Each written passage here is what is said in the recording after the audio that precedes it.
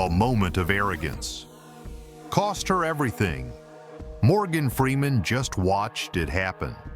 Morgan Freeman stepped up to the check-in counter, his posture relaxed, his ticket and passport in hand. He had flown thousands of times. But this time something was different, because the woman behind the counter wasn't looking at his ticket, she was looking at him. And in her eyes, he didn't belong. Does respect belong to everyone? Comment 1. Or is it only for the privileged? Comment 0.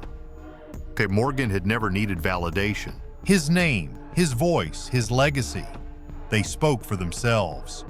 And yet, as he handed over his passport, he recognized the look in the woman's eyes, the slight tilt of her chin, the pause that lasted just a second too long, the way her fingers hesitated before taking his documents. Morgan remained still, watching, waiting. "I need to verify this," the woman, her name tag read Clara Reynolds, said curtly. Her tone was clipped, dismissive, not the same polite efficiency she had given the other first-class passengers just moments ago. Morgan said nothing, because he had seen this before, felt it before. He wasn't a man to jump to conclusions, but sometimes the conclusion jumped to you. Clara studied the passport, her lips pursed. Then her eyes narrowed. "This doesn't look right." The words hung in the air. A murmur rippled through the passengers waiting behind him. Morgan lifted an eyebrow, his voice calm. "I assure you, it's very real." Clara exhaled sharply, shaking her head. "I don't think so." And then she did the unthinkable. With a swift, deliberate motion, she tore his passport in half. The airport fell silent. And Clara? She had no idea she had just destroyed more than a passport. She had just destroyed herself. Morgan Freeman had traveled the world, walked red carpets, and stood in rooms filled with kings, presidents, and legends. Yet here, at a simple airport check-in counter, he was being treated as if he were a nobody, and all because one woman had made a snap judgment. Morgan stepped forward, passport and first-class ticket in hand. The line had moved smoothly until now. The airport buzzed with its usual chaos. People in a hurry, families reuniting, flight announcements echoing overhead. But for him, time stilled. The check-in agent, a blonde woman with a sharp gaze and an even sharper attitude, stared at his passport. Her eyes flicked up, studying his face like she was looking for a flaw, a mistake, a reason. "And you're flying first class?" she asked, skepticism dripping from her tone. Morgan arched an eyebrow. "I believe that's what my ticket says." She gave him a tight-lipped smile. But instead of processing his information, she hesitated. Then, her fingers tightened around his passport. "This doesn't look right," she murmured, loud enough for the passengers behind him to hear. A murmur spread through the line. People watched, waited. Morgan's jaw tensed, but he remained calm. "I assure you it's quite real." But before he could say another word, ARIP, she tore the passport in half. The sound ripped through the terminal like a gunshot. A collective gasp echoed from those watching. A man in the back muttered, "Did she just—" Morgan froze. For the first time in a long time, he was completely speechless. He stared at the torn remains of his passport, now crumpled in the woman's hands. Slowly, his eyes lifted to meet hers. She had the nerve to smile. "Sorry," she said, her voice laced with fake sympathy. "But we can't let you board with a fraudulent document." The weight of her words settled over him. She hadn't just denied him service. She had erased his identity. As if a simple rip could make him disappear. Murmurs turned into outrage. "That's Morgan Freeman," someone whispered. "She just tore his passport. What the hell?" People pulled out their phones, recording, documenting. The agent, Clara, realized she had made a scene. She stiffened, suddenly aware of the eyes burning into her. Her smile faltered. "Sir, I'm going to have to ask you to step aside," she said, attempting to regain control. Morgan let out a slow breath, his face unreadable. "Step aside?" he repeated. His voice was calm, controlled, but there was something dangerous in his tone. The kind of calm that preceded a storm. Clara folded her arms. "I'm just doing my job, Mr. Freeman. If you have a complaint, you can take it up with management." A man in a business suit scoffed from the crowd. "You're going to regret this," he muttered. But Clara, she wasn't worried. She was in control, or so she thought, because what she didn't know, what she couldn't have possibly imagined, was that she had just signed her own termination notice. She thought she was untouchable. But when the truth came out, she would wish she had never met Morgan Freeman. The terminal was dead silent. All eyes were on Morgan Freeman, standing tall despite the blatant disrespect he had just endured. In his hands, the shredded remains of his passport, and in front of him, the woman who had just made the worst mistake of her career. Clara, the check-in agent, shifted uncomfortably. Her confidence, which had seemed unshakable moments ago, now wavered under the weight of the growing crowd. Phones were recording from every angle. Passengers whispered, some openly shaking their heads. A young woman near the front stepped forward, her voice shaking with disbelief. "You just destroyed a legal document." A man in a business suit crossed his arms. "Not just any document. Morgan Freeman's passport." Clara's expression flickered, but she held her ground. "I was following protocol," she snapped. "We don't accept fraudulent documents." Morgan tilted his head slightly, his expression unreadable. "Fraudulent?" His voice was low, steady, but it carried through the terminal like a warning. "Tell me, Ms. Reynolds, what exactly made you think my passport was fraudulent?" A bead of sweat rolled down Clara's temple. For the first time, she hesitated, because deep down, she knew she had made a judgment, not a decision. And now, she was standing on sinking ground. Before Clara could formulate a response, a team of security officers arrived. One of them, a tall man with a no-nonsense demeanor, stepped forward. "What's going on here?" he demanded. The businessman in the suit pointed at Clara. "She tore up Mr. Freeman's passport." The officer's eyes widened. He turned to Morgan. "Sir, is this true?" Morgan nodded slowly, handing over the remains. The officer took one look at it, and his expression darkened. "Ms. Reynolds," he said, his voice ice cold, "come with me." Clara's face drained of all color. "Wait, what?" I was just doing my job." The officer's gaze hardened. "Destroying a U.S. passport is a federal offense." The words hung in the air. Passengers gasped. Clara stumbled back. She had thought she was untouchable. Now she was out of options. Morgan watched as reality settled into Clara's eyes. The moment she realized her power had limits. The moment she understood what she had done. She turned to him, her bravado cracking. "Mr. Freeman, please, I didn't mean to." Morgan held up a hand, cutting her off. "Ms. Reynolds," he said calmly, "I've learned something in my life. When people show you who they are, believe them." Her lips parted, but no words came out. She had nothing left to say. No excuse, no defense, nothing. And Morgan? He had nothing left to hear. Just when Clara thought it couldn't get worse, another voice cut through the terminal. A voice that sent chills down her spine. "What's going on here?" A new figure entered the scene. The airline's CEO. His eyes scanned the situation quickly. Then his gaze landed on Morgan. "Mr. Freeman, my sincerest apologies. Please allow us to correct this immediately." He snapped his fingers, and within seconds, another agent rushed forward, holding a freshly printed passport. Morgan took it, turning it over in his hands. Brand new. Completely restored. Meanwhile, Clara stood frozen, her entire career flashing before her eyes. The CEO turned to her, his face a mask of cold disappointment. "Pack your things, Ms. Reynolds. You're finished." Her mouth fell open. "Sir, please, I didn't know it was him." The CEO's expression hardened. "That's the problem. It shouldn't have mattered." The weight of his words crushed her. And just like that, her career was over. She had let power blind her to basic human decency. And now that power was gone. The reality of Clara's mistake settled over the terminal like a thundercloud. She had spent years climbing the ranks, using her authority as a weapon rather than a responsibility. And now? Now she was being escorted away by airport security, her career crumbling before her eyes. Passengers whispered, some still recording, others shaking their heads in disbelief. She had thought herself untouchable, but she had forgotten the most important rule in life. Respect is not optional.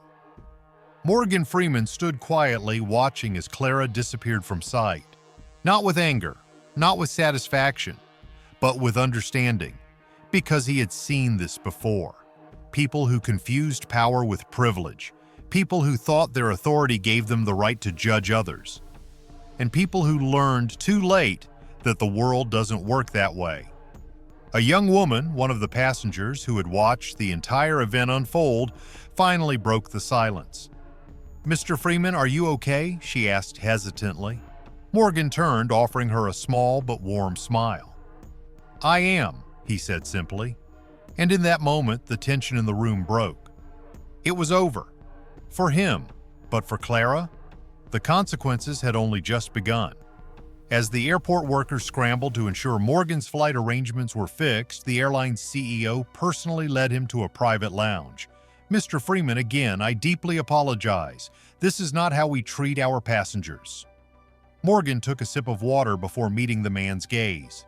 "Then tell me, how many times has this happened before?" The CEO shifted uncomfortably, because he knew this wasn't a one-time incident. This wasn't just about him. It was about how many others had suffered the same treatment, without cameras, without witnesses, without a voice. "We're implementing changes immediately," the CEO promised. Morgan nodded, but his expression was unreadable, because words were easy. It was actions that mattered. Meanwhile, in a dimly lit office inside the airport, Clara sat alone. Her uniform, once pristine, now felt like a weight on her shoulders.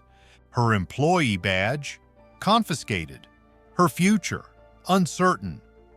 For the first time in years, she felt small. Not because of what she had lost, but because she was finally seeing what she had become. The way people had looked at her, not with respect, but with disgust. She had thought she was in control, but now she realized she had never really had control at all. She had just been misusing what little power she had, and it had cost her everything. As Morgan prepared to board his plane, a hesitant voice called out behind him, "Mr. Freeman?" He turned, and there she was. Clara, no uniform, no arrogance.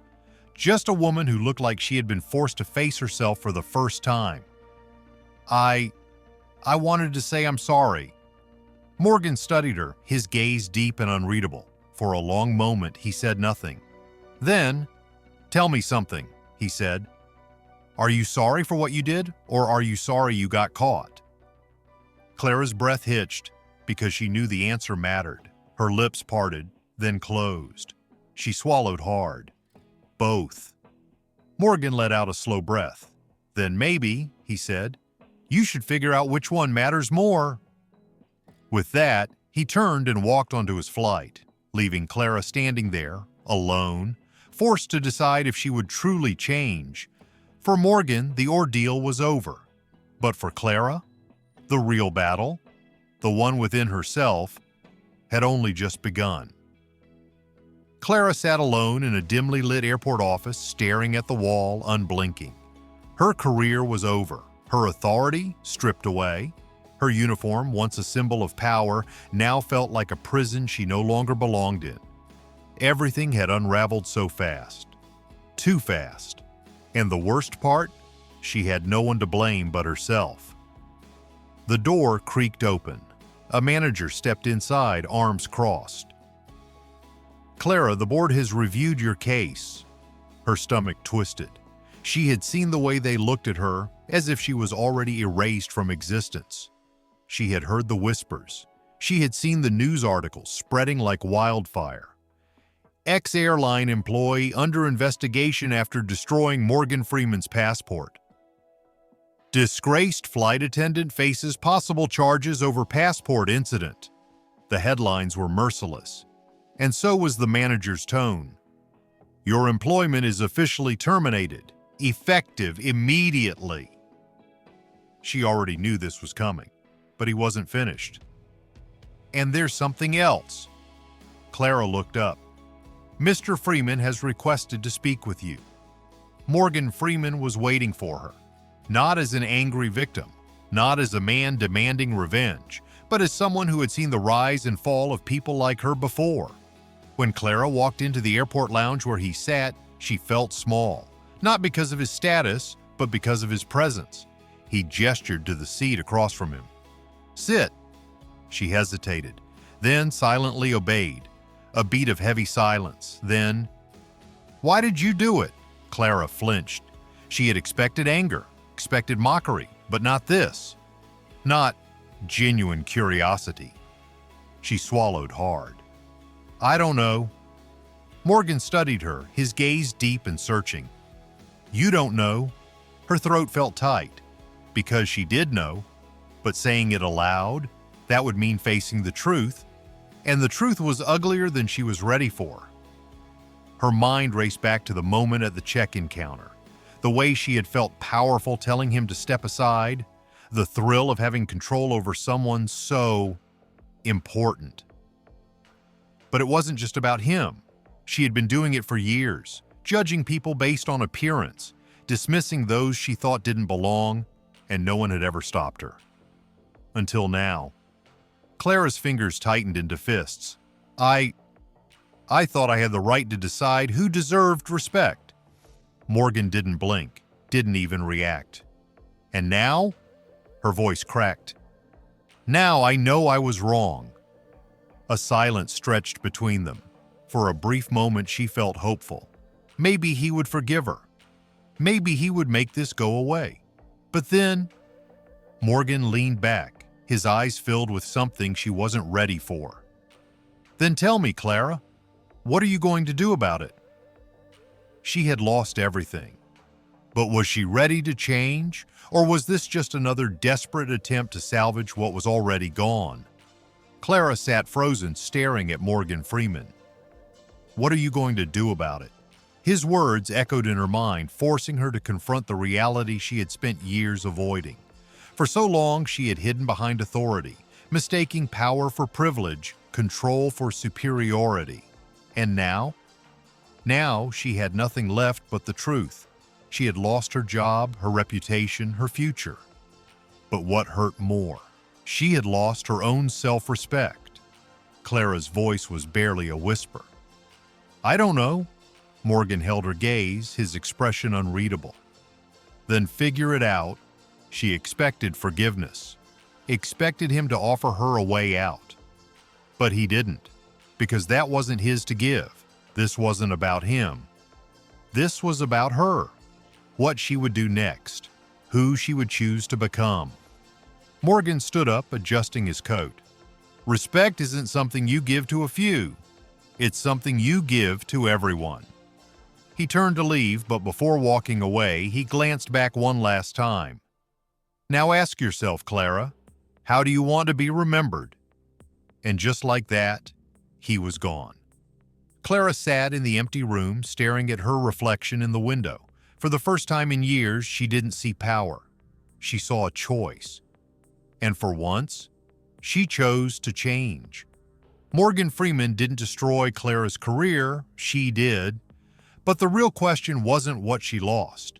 It was whether she would ever be worthy of getting it back. Through this story, we realized that power without humility is an illusion. Clara thought she was untouchable, but she learned that respect isn't earned through control. It's earned through character. Morgan Freeman didn't seek revenge. He simply let the truth reveal itself. And in the end, true worth isn't measured by status, uniforms, or titles. It's measured by how you treat others, especially when no one is watching. Because real power isn't about who you can control, it's about who you choose to uplift.